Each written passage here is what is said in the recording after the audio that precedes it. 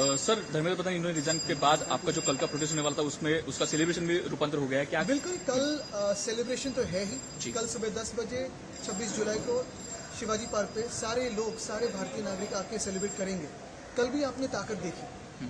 Friday होते हुए, working day होते हुए, बहुत सारे ऑफिस से हो, स्कूल्स कॉलेज से हो, आम नागरिक आए तिरंगा हाथ में लेके, और एक ही मांग थी, एक ही पुकार था कि धर्मेंद्र प्रधान इस्तीफा दो। लेकिन सिर्फ मंत्री प्रधान पे नहीं, तो प्रधानमंत्री पे भी बहुत सवाल है। अगर आप देखिए तो गृह मंत्री भी इसका जवाब देना उन्होंने भी देना चाहिए कि लाठीचार्ज किसने किया, जो टीयर गैस था वो क्यों छोड़ा गया था, क्यों हैरान किया गया था बच्चों को और विद्यार्थियों को। तो ये सारी बातें हैं और बहुत सारी बातें इस देश में है, जैसे E20 है, रास्तों में घोटाला है, ये सारी बातें हैं। लेकिन कल जो सवाल पूछा जाएगा, पूछ रहे तो जश्न तो होगा क्योंकि जीत तो हुई है, लेकिन अगला सवाल यही है कि लाठीचार्ज क्यों किया। सर, आज CGP की गवर्नमेंट के साथ जॉइंट मीटिंग हुई, उनमें फैसला लिया गया कि अब जितने भी प्रोटेस्टर सभी घर चले जाए, अब प्रोटेस्ट को कंक्लूड करें। मुझे लगता है ये आपने देखा होगा, उद्धव साहब और राज साहब ने कहा है कि आगे का जो एक दिशा लेनी है वो अभिजीत दीपके तय करेंगे, क्योंकि ये उन्होंने लीड किया था आंदोलन। लेकिन इसमें ये भी बात है, जैसे हमने कहा कि आज देश भी पूछ रहा है कि आज धर्मेंद्र प्रधान का इस्तीफा हुआ है, लेकिन आगे की इंक्वायरी, जिन्होंने लाठीचार्ज किया, जो लाठियों पे जंग लगे हुए कीले थे, या टीयर गैस हुआ, या टेजर गन का इस्तेमाल किया, ये ह्यूमन राइट्स में भी बैठता नहीं है और ना ये हमारी नेशनल डिग्निटी को कोई आधार देता है।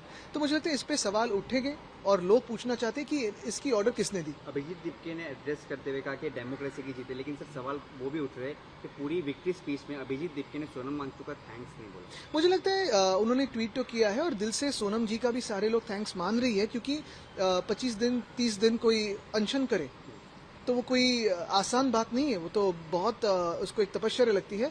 तो वो उन्होंने शुरुआत की और आपने देखा होगा कि उसके बाद सारे लोग अभी यही पूछ रहे हैं कि लाठीचार्ज क्यों किया। धर्मेंद्र प्रधान के इस्तीफे के बीच मुख्यमंत्री देवेंद्र फडणवीस अचानक दिल्ली दौरे पे जाते, कुछ सवाल उठे। संजय राउत ने भी बोला कि कहीं अगले एजुकेशन मिनिस्टर। देखिए, मैंने तो पहले ही कहा था कि ये पिछला सत्र जो था वो फडणवीस साहब का CM करके पिछला आखिरी सत्र था, उनको तो दिल्ली में लिया जाएगा। तो मुख्यमंत्री फिर महाराष्ट्र का कौन? अभी युवा तय करेंगे, लेकिन अभी की ये इस समय की बात है कि मुझे लगता है ये सारी बातों में ना जाते हुए पहली बात तो यही है कि जो 21 विद्यार्थियों ने सुसाइड किया है उनके फैमिलीज को कंपनसेशन। दूसरी बात, जो लाठीचार्ज हुआ या टीयर गैस हुआ या बहुत सारी जगहों पे ऐसी बहुत सारी अन्याय की घटनाएं हुई हैं, उन पे इंक्वायरी लगे और ये ऑर्डर किसने दी, क्योंकि जो कर रहे थे वो तो बेचारे ऑर्डर के पालन कर रहे थे, कर्तव्य परायण थे, लेकिन जो ऑर्डर दी वो कौन थे? पिछले पुलिस कमिश्नर भी बहुत रिसेंटली चेंज हुए दिल्ली के, एक दिन पहले चेंज हुए और फिर प्रोटेस्ट पे आंदोलन हुआ, लेकिन ऑर्डर किसने दी, चेंज किए किसने?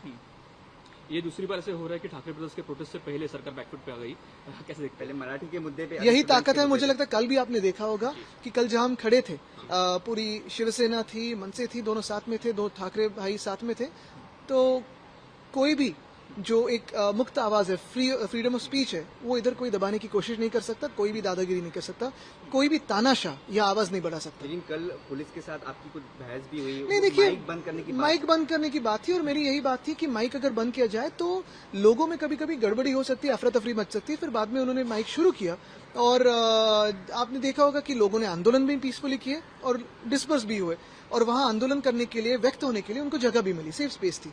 तो हमारी पुलिस से यही विनती थी कि सब पीसफुल प्रोटेस्टर्स हैं, हिंसा सरकार से ना हो, ये लोग शांति से